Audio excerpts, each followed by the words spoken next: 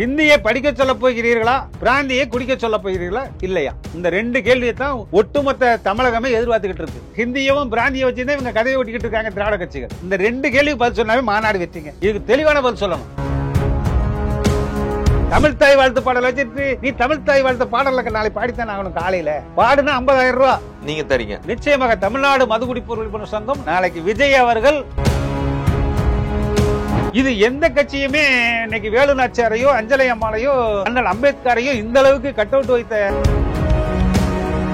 கூலி தொழிலாளர்களுக்கு, விவசாயிகளுக்கு, டாக்டர்களுக்கு, ஆசிரியர்களுக்கு ஏதோ என்ன சொல்ல போறீங்க, அவ்வளவுதான். புதுசா நீங்க ஒன்னும் சொல்றதுக்கு ஒண்ணும் கிடையாது. ஏற்கனவே 6 வழிச்சாலை 8 வழிச்சாலைன்னு விவசாய நிலங்கள் காலியாகுது. பனைமரம் என்பது அரசாங்கத்துடைய மரம். இப்படி நீங்க மாநாடுன்னு சொல்லிட்டு மரங்களை வெட்டிட்டு போனா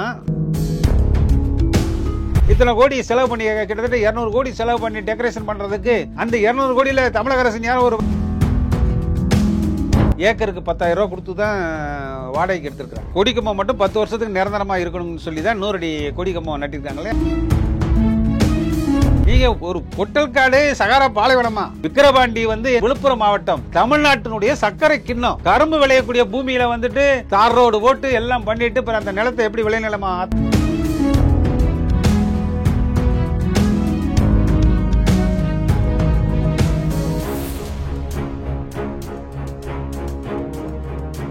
ரேலோன் மீடியா நேயர்களுக்கு வணக்கம். இன்று நம்முடன் நேர்காணலுக்காக தமிழ்நாடு மதுகுடிப்போர் விழிப்புணர்வு சங்கத்திலிருந்து தலைவர் செல்லப்பாண்டியன் அவர்கள் இணைந்திருக்கார். வணக்கம் சார். எப்படி சார் இருக்கீங்க? ஸ்டெடியா இருக்கு. எப்பயுமே நீங்க ஸ்டெடி தான்? எப்பயுமே ஸ்டெடியா தான் இருக்கும். நாளைக்கு நடக்க இருக்கக்கூடிய தமிழக வெற்றி கழகத்தோட மாநாடை பத்தி நீங்க என்ன சார் நினைக்கிறீங்க? தமிழக வெற்றி கழகத்தினுடைய மாநாடு இன்னைக்கு எல்லா கட்சியும் விஜயகாந்த் மதுரையில மாநாடு நடத்தினாரு. அவர் லட்சக்கணக்கானவரை கூட்டு மாநாடு நடத்தினாரு. அரசியல் மாநாடு, தேர்தல் மாநாடு, இப்படி எல்லாம் மாநாடு நடத்துகிறாங்க. எனக்கு என்ன வருத்தம்னா, இன்றைக்கி இப்போ டெல்லியில் பார்த்தீங்கன்னா இப்போ மிகப்பெரிய கூட்டம் நடத்துனா அதுக்கு தனியாக இடம் இருக்குது. அதே மாதிரி இப்போ புது கட்சிகள் ஆரம்பிக்கிறாங்கன்னா மாநாடுனா அதுக்கு ஒரு குறிப்பிட்ட இடம். இன்றைக்கி விளையாட்டு மைதானம், ஹாக்கி மைதானம், கிரிக்கெட் மைதானம்னா அங்கங்கே ஒரு பெரிய மைதானத்தை வச்சுருக்காங்க. இந்த மாநாடுன்னு சொல்லி மரங்களை வெட்டக்கூடிய அளவில் மாநாடு நடத்தி 150 ஏக்கர் 200 ஏக்கர் பல ஆண்டு வருஷக்கணக்காக வளர்ந்துருக்கிற மரத்தை எல்லாம் வெட்டி, பனைமரம் என்ன இது? அரசாங்கத்துடைய சின்னம். கோபுரம்னா ஸ்ரீவில்லிபுத்தூர் ஆண்டாள் கோயில் கோபுரம் தான் அரசாங்கத்துடைய முத்திரை சின்னம். பனைமரம் என்பது அரசாங்கத்துடைய மரம். நீ அரசுக்கு ஆட்சி அந்த கோட்டையிலுக்கு நீ கொடியேற்ற போகிறேன் அப்படின்னு சொன்னால் எடுத்த உடனே வர்றவங்கெல்லாம் இருக்கிற மரங்களை எல்லாம் வெட்டுனா அப்புறம் எப்படி மக்களை காப்பாற்ற போறீங்க நீங்க? இப்ப இந்த மாநாட்டுல மரம் வெட்டப்பட்டதா சொல்றீங்க? நிச்சயமாக. ஏங்க 150 ஏக்கர்னா அங்க இருக்கிற மரங்களை எல்லாம் இப்படி நீங்க இந்த வருஷம் இவர் மாநாடு நடத்துவாரு, வருஷம் ஒருத்தங்க புது கட்சி ஆரம்பிச்சு அவங்க தகுதிக்கு தகுந்த மாதிரி மாநாடு ஒன்று திருச்சி, கோயம்புத்தூர், நெல்லை, மதுரை, இப்படியே ஏற்கனவே 6 வழிச்சாலை 8 வழிச்சாலைன்னு விவசாய நிலங்கள் காலியாகுது. இப்படி நீங்க மாநாடுன்னு சொல்லிட்டு மரங்களை வெட்டிட்டு போனா இது ஆரோக்கியமான அரசியல் கிடையாது. இது கடைசியாக இருக்க வேண்டும். தமிழக அரசு உடனடியாக ஒரு நிரந்தரமான ஒரு விளையாட்டு மைதானம் போன்ற ஒரு மைதானத்தை ஒதுக்கி விட வேண்டும். அப்படி ஒதுக்கி எந்த கட்சி வேணாலும் அங்கே பணத்தை கட்டிட்டு, இன்னைக்கு இத்தனை கோடி செலவு பண்ணி, கிட்டத்தட்ட 200 கோடி செலவு பண்ணி டெக்கரேஷன் பண்ணுறதுக்கு, அந்த 200 கோடியில் தமிழக அரசு ஒரு மாநாட்டு மைதானத்தை கட்டியிருந்தாங்கன்னா அந்த காலத்துல எல்லாம் மெரினா பீச்சில் தான் மாநாடு நடத்துவாங்க.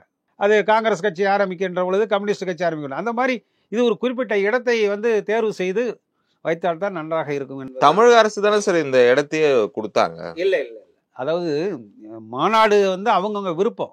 தனியாக யார் கட்சி ஆரம்பிக்க போகிறாங்களோ அவங்க தனியார் நிலங்களை அவங்ககிட்ட இன்னைக்கு இவங்க ஏக்கருக்கு 10,000 ரூபா கொடுத்து தான் வாடகைக்கு எடுத்துருக்குறாங்க.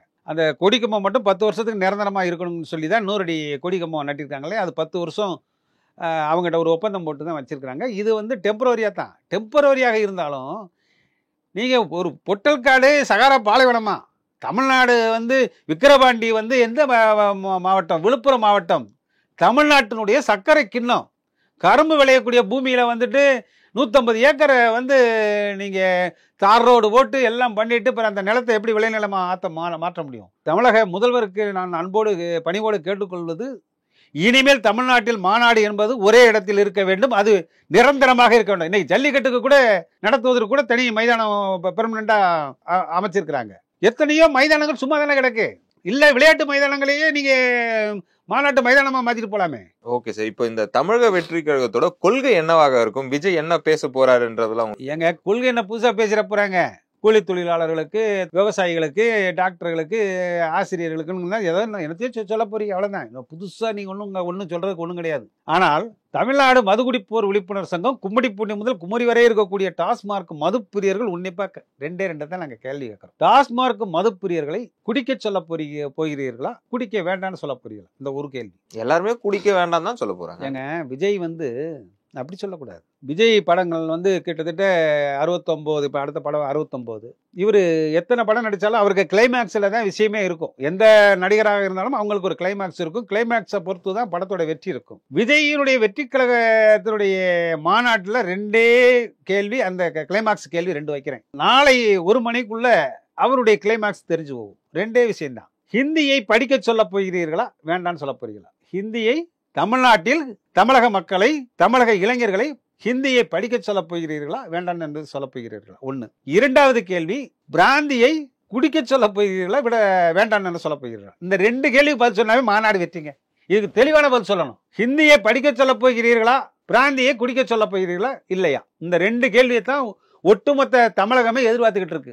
அது திராவிட கட்சிகள் உட்பட ஹிந்தியவும் பிராந்தியை வச்சுதான் இவங்க கதையை ஓட்டிக்கிட்டு இருக்காங்க திராவிட கட்சிகள். அதுக்கடி தெளிவான வருங்கால இளைஞர்களுக்கு தெளிவை படிவித்தினால வெற்றி, மாநாடு வெற்றி, அவ்வளவுதான். இதுதான் சுருக்கமா அவருக்கு வச்சிருக்கிற கிளைமாக்ஸ் கேள்வி. அதை இன்று இரவு 12 மணிக்குள் அவரை சுற்றி இருக்கக்கூடிய அறிஞர் பெருமக்கள்கிட்ட கலந்து பேசிட்டு இதுக்கு தெளிவான பதிலாக நாளைக்கு சொல்லிட்டாரு அப்படின்னா அவரு கோட்டையை நோக்கி தயாராகிறதுக்கு வாய்ப்பு இருக்கு. இந்த 2 கிளைமாக்ஸ் கேள்வியில சொதப்பிட்டாருன்னா அவரும் இருக்கிற கட்சியோட 100 கட்சியில் 101வது கட்சியாக அவர் இருக்கும். இன்னைக்கு மாநாடு நடத்தியிருக்க மாநாட்டுடைய வேலைகளை பார்த்தா பிரமாதம். நம்ம ராணி வேலுநாச்சியாருடைய கட்டோட்டா இருக்கட்டும், நம்முடைய பெருந்தலைவர் காமராஜர், தந்தை பெரியார், அண்ணல் அம்பேத்கர், அஞ்சலை அம்மாள், அற்புதமான கட்டவுட்டு, அற்புதமான வேலைப்பாடுகள்லாம் புஷி ஆனந்த் கூட சங்கம் பாராட்டுது. அந்த அளவுக்கு சிறப்பாக செஞ்சிருக்கிறாங்க. ஆனால் இது எந்த கட்சியுமே இன்னைக்கு வேலுநாச்சியாரையோ அஞ்சலை அம்மாளையோ அண்ணல் அம்பேத்கரையோ இந்த அளவுக்கு கட்டவுட் வைத்த இன்றைய இளைஞர்கள் பார்த்திருக்க வாய்ப்பில்லை. பிசியா வச்சிருக்காங்க. எங்க அண்ணல் அம்பேத்கரை மட்டும் வச்சிருப்பாரு, வேணா தந்தை பெரியாரை வச்சிருப்பாங்க. ஒரு அஞ்சலை அம்மாளையோ நம்மளுடைய சேர சோழ பாண்டியர் மன்னர்களுடைய கட்டவுட்டுகளை வச்சது கிடையாது. வேலுநாச்சியாருடைய கட்டவுட் வச்சிருக்காங்க. இன்னைக்கு பெண்களுக்கு கண்ணகி வாழ்ந்த பூமியில கண்ணகியை மறந்துட்டாங்க. சமகாலத்தில் வாழ்ந்த காமராஜர் கட்டவுட்டு, சமகாலத்தில் வாழ்ந்த பெரியார் கட்டவுட்டு, இதெல்லாம் வச்சிருக்கிறாங்க அண்ணல் அம்பேத்கர். ஆனா திடீர்னு வேலுநாச்சியாரை கொண்டு வந்து வைக்கிறாங்க. அதுக்கு இடைப்பட்ட கண்ணை எங்க போனாங்க? அப்போ அங்க ஒரு கேள்வி கேட்க வேண்டிய இடத்துல இருக்கும். வேலுநாச்சியாருக்கு முக்கியத்துவம் கொடுக்குறாங்கன்னா அது மன்னர் காலத்துல இருந்து வந்தது. அவங்களும் ஆங்கிலேயருக்கு எதிராக போராடினாங்க. இருந்தாலும் மாநாடு வெற்றி பெற வேண்டும் என்று சொன்னால் ஹிந்தியை படிக்க சொல்ல போகிறீர்களா, பிராந்தியை குடிக்க சொல்ல போகிறீர்களா, இல்லையா? இவ்வளவுதான். இந்த கட் அவுட்லாம் பார்த்தா அப்போ மன்னராட்சி நடக்குமா, மக்களாட்சி நடக்குமான்னு மக்கள் மத்தியில் ஒரு கேள்வி இருக்குல்ல சார்? மன்னராட்சி, அந்த மன்னராட்சியிலும் ஆங்கிலேயன் நுழைகின்ற பொழுது தகர்த்தெறிந்து ஓடவிட்ட ஒரு வீரமங்கை வேலுநாச்சியார் தன் தியாகத்தால் காந்திய அடிகளுடைய கொள்கையை பின்பற்றி 6 மாத கற்பனை பெண்ணாக சிறைக்கு சென்று பிறந்த குழந்தைக்கு ஜெயில் வீரன் என்று தன் மகனுக்கு பெயர் வைத்த அஞ்சலை அம்மாள், கடலூர் அஞ்சலை அம்மாளை வைத்திருக்கிறார் என்று சொன்னால் இன்றைய இளைஞர்களுக்கு யாருக்கும் தெரியாது. அந்த விஷயத்தை அற்புதமா சொல்லியிருக்காங்க. ஆனால் அதே கடலூரிலே சுப்பராயுலு பெண்களுக்கு ஓட்டுரிமை வாங்கி தந்த முதலமைச்சராக 1932-33 காலகட்டத்திலே முதலமைச்சராக இருந்த சுப்பராயுலை இவங்க மறந்திருக்கிறாங்க.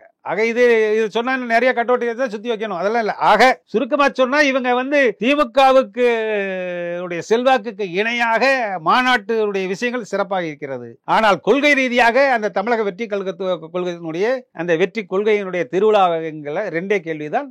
அது கிளைமாக்ஸ் கேள்வி.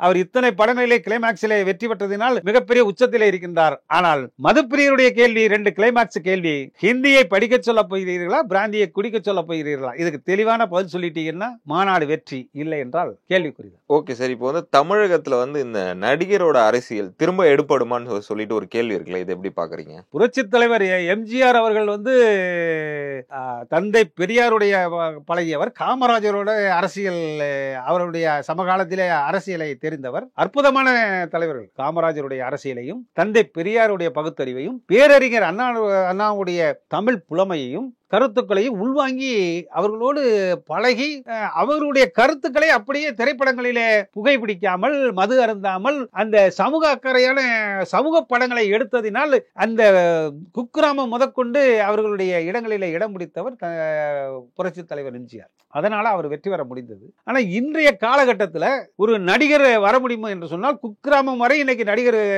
விஜய் அவர்கள் படங்கள் வாயிலாக போய் சென்றிருக்கின்றார். ஆனால் கொள்கை ரீதியாக இவர் ஒரு அரசியல் தெளிவற்ற ஒரு தலைவராக பார்க்க முடியாது. இருந்தாலும் இன்றைய காலகட்டத்திற்கு ஒரு வழிநடத்தக்கூடிய தலைவர் தேவைப்படுகிறது. அந்த இடம் வெற்றிடமாத்தான் இருக்கின்றது. அதுல மாற்று கருத்துக்கு. ஏன்னா தமிழ்த்தாய் வாழ்த்துங்க, தமிழ்த்தாய் வாழ்த்து நேற்று போய் ஒரு பாட சொன்னா பாடுறதுக்கு 2 தடவை பாட சொல்லி சொதப்புறாங்கன்னு சொன்னா பிறகு இது என்ன நாடு? தமிழ், அதாவது 1891 மனோன்மணியம் நாடகம், அதுல வரக்கூடிய அந்த நம்மளுடைய தமிழனுடைய வரலாறு, தமிழ் மொழிக்கு, தன்னுடைய தாய்மொழிக்கு, தாய்க்கு இணையாக நினைக்கக்கூடியவர்கள் தமிழர்கள். அந்த மனோன்மணியம் நாடகத்திலே அந்த தமிழுக்கு தாய்க்கு இணையாக தெய்வமாக நினைத்து தமிழ் தெய்வ பாடலாக தமிழை நினைத்து பாடுகின்றார் மனோன்மணியம் அவர்கள். அந்த வரிகளை 1891 இயற்றிய பாடல் அது. இதை 1913-14 காலகட்டத்தில் கரந்தை தமிழ் சங்கம் எங்க இருக்கு தெரியுமா? கரந்தை தமிழ் சங்கம் கேள்விப்பட்டிருக்கீங்களா? தஞ்சாவூரிலே கரந்தை தமிழ் சங்கம், மதுரை பாண்டிய மண்ணிலே முத்தமிழ் சங்கம் வளர்த்த பாண்டிய நாடு. நம்மளுடைய திருவிளையாடல் நடிகர் திலகம் சிவாஜி கணேசனுடைய அத்தனை அந்த சிவபெருமானுடைய வாழ்ந்த மதுரை மண்ணிலே பாண்டித்துரை தேவர் இன்னைக்கு கண்ட வேரெல்லாம் வச்சிருக்கிறாங்க. என்னமோ இவங்க தான் தமிழை வளர்த்த பாரி. அந்த காலத்திலே பாண்டித்துரை தேவர் ஓலைச்சுவடிகளை, பனை ஓலையிலே எழுதப்பட்ட ஓலைச்சுவடிகளை எல்லாம் முதற்சங்கம், கடைச்சங்கம், இடைச்சங்கம், இப்படி முத்தமிழ் சங்கம் வளர்த்து தன்னுடைய சொத்துக்களை எல்லாம் தமிழுக்காக அர்ப்பணித்தவர் பாண்டித்துரை தேவர். அவருக்கு முக்கியத்துவம் கொடுக்க நாடி இல்லை. அந்த தமிழ் அப்படி வளர்ந்த தமிழை மனோன்மணியம் அவர்கள் அந்த தமிழுக்கு முக்கியத்துவம் கொடுத்து ஒரு தமிழ்த்தாய் வாழ்த்து பாடலை இயற்றியிருக்கிறார். அதை 1913-14 காலகட்டத்திலே தஞ்சை கரந்தை தமிழ் சங்கம் பேரறிஞர் அண்ணாவிடம் 1970 இந்த பாடலை தமிழுக்கு முக்கியத்துவம் கொடுத்து தமிழ்த்தாய் வாழ்த்து பாடலை அரசு விழாக்களிலும் அதை கெஜெட்ல வெளியிடணும் என்று சொல்லி வலியுறுத்துகின்றார்கள். அதற்கு 1969 காலகட்டத்திலே அண்ணா மறைந்து விடுகிறார். 1970 நவம்பர் 23 டாக்டர் கலைஞர் அவர்கள் அந்த தமிழ்த்தாய் வாழ்த்து பாடல் மனோன்மணியம் பாடல், அந்த நீராறும் கடல் உடுத்த நிலமிழந்த கிளிகளும் அந்த பாடலை அரசு கெஜெட்ல வெளியிட்டு. உங்களுக்கு பாட தெரியுமா சார் அந்த பாட்டு? எனக்கு பாட தெரியும். அதாவது எனக்கு இப்ப இன்றைய காலகட்ட தலைவர்கள் என் கூட பாட சொல்லுங்க, சவால் விடுறேன். எடப்பாடியார் பாட சொல்லுங்க தமிழ்த்தாய் வாழ்த்து பாடல. உதயநிதி ஸ்டாலினை தனியா நின்று பாடுனா 1 லட்சம் ரூபாய் இன்னைக்கு அறிவிச்சிருக்கிறேன். அந்த தமிழ்த்தாய் வாழ்த்து பாடலை துணை முதல்வராக இருக்கக்கூடியவர் நேற்று பாத்தீங்கன்னா பெரும்பாலும் பள்ளிகளில் படித்தவர்கள் 2 மாணவர்கள் படிப்பார்கள். கூட்டத்திலே கூடி சேர்ந்து கும்மாளம் போட்டு குரல் கொடுப்பார்கள். வாயை நம என்று நம்ம அவளை மாதிரி மொத்த குரலும் கேட்கும். ஆளுக்கு பாடுவாங்க. அதுல 2 வரி தெரியும், 2 வரியை விடுவாங்க. அப்படி எந்திரிச்சு போறதுதான் வழக்கம். ஓகே சார், இப்போ நாளைக்கு நடக்க இருக்கக்கூடிய இந்த மாநாட்டுல இந்த தமிழ்த்தாய் வாழ்த்து பாடப்படுமா? இங்கதான் விஜய் நிக்கிறாரு. தமிழ்த்தாய் சிவனேன்னு விஜயகாந்த் மாநாடு நடத்தினாரு, பல கட்சிகள் மாநாடு நடத்தினாரு. சிவனேன்னு இருக்க வேண்டியதானே? இவர் மாநாட்டுல தமிழ்த்தாயுடைய சிலையே வச்சிட்டார். அதனால பாட தேவையில்லைன்றீங்க. என்னது தமிழ்த்தாய் வாழ்த்து? ஏங்க பாடித்தானங்க ஆகணும். பாடுவாரா? பாடித்தான் ஆகணும். என்னங்க தமிழ் ஏங்க அஞ்சலியை வச்சீங்க, வீரமங்கை வேலுநாச்சியாரை வச்சீங்க, சிவனேன்னு போயிருக்கலாம். தமிழ்த்தாய் வாழ்த்து பாடல் வச்சுட்டு நீ தமிழ்த்தாய் வாழ்த்து பாடல நாளை பாடித்தான் ஆகணும். காலையில பாடுனா 50,000 ரூபாய் நீங்க தரீங்க. நிச்சயமாக தமிழ்நாடு மதுகுடிப்போர் விழிப்புணர்வு சங்கம் நாளைக்கு விஜய் அவர்கள் எல்லாரும் எழுந்து நிக்கணும். அதாவது ஐயா ஸ்டாலின் அவர்கள் தமிழ்த்தாய் வாழ்த்து பாடலுக்கு ஒரு முக்கியத்துவம் கொடுத்திருக்காரு. இப்ப ஆட்சிக்கு வந்த உடனே 2021 ஒரு அற்புதமான வழிமுறைகளை வகுத்திருக்கிறாரு. அது எப்படின்னா ரெக்கார்டு போட்டுட்டு எல்லாரும் எழுந்து நின்று நீராறும் கடல் உடுத்த நிலமந்த கிளைன்னு அங்கிட்டு பாட்டு பாடிக்கிட்டு இருக்கோம். நின்றுட்டு பாட்டு முடிஞ்சுன உட்கார்ற விஷயம் எல்லாம் கிடையாது. மோகன ராகத்துல அந்த தமிழ்த்தாய் வாழ்த்து பாடலை பாட வேண்டும். அதை பயிற்சி பெற்றவர்கள் தெளிவா அந்த இன்னும் அந்த வரி பிசகாமல் தெளிவாக பாட வேண்டும். யாரு? ஐயா ஸ்டாலின் அவர்கள் சொல்லியிருக்கிறாங்க. 1970 டாக்டர் கலைஞர் அவர்கள் அந்த பாடலுக்கு அரசு பாடலாக ஏற்றுக்கொண்டு வெளியிட்டார்கள். இவர் அதிலேயே ஒரு வழிமுறைகளை வகுத்திருக்கிறார். அதை தெளிவாக அந்த பாடலை தெரிஞ்சவங்க மட்டும்தான் பாடணும். அதை தெளிவா பாடணும். அதுவும் பாட்டு கேசட் போட்டு ஒளிபரிக்கல பாட விட்டுட்டு நிற்கக்கூடாது. அதெல்லாம் சரி. இதையெல்லாம் தெரிஞ்ச உதயநிதி ஸ்டாலின் அவர்கள் நேற்று என்ன சொல்றாரு? கூட்டத்தோடு அவர் ஸ்கூல்ல படிக்கும் போது எப்படி கூட்டத்தில் அங்கிட்ட நாள் பாடும்போது இவரும் பாடிக்கிறாரு, பேந்த இப்படி முடிச்சுட்டு இருக்கிறாரு. எனக்கு மனசு கஷ்டமா இருக்கு. ஒரு நானும் பகுத்தறிவு தந்தை பெரியார் பூமியில அவர் வழியிலே வந்த பேரறிஞர் அண்ணாவுடைய விஷயங்களை இது பண்ணாங்க. அந்த மாதிரி இருக்கிறதுனால தமிழ்த்தாய் வாழ்த்து பாடலை நாளை மாநாட்டிலே நிச்சயமாக விஜய் அவர்கள் பாடித்தான் ஆக வேண்டும். அப்படி பாடினால் அந்த தமிழ்த்தாயுடைய சிலையை வைத்ததற்கு பெருமை சேர்க்கிறார் என்ற அர்த்தம். அப்படிங்கிறத இந்த நேரத்தில் பதிவு செய்யும். எங்களோடு இணைந்து பல்வேறு தகவலை பகிர்ந்ததற்கு நன்றி சார்.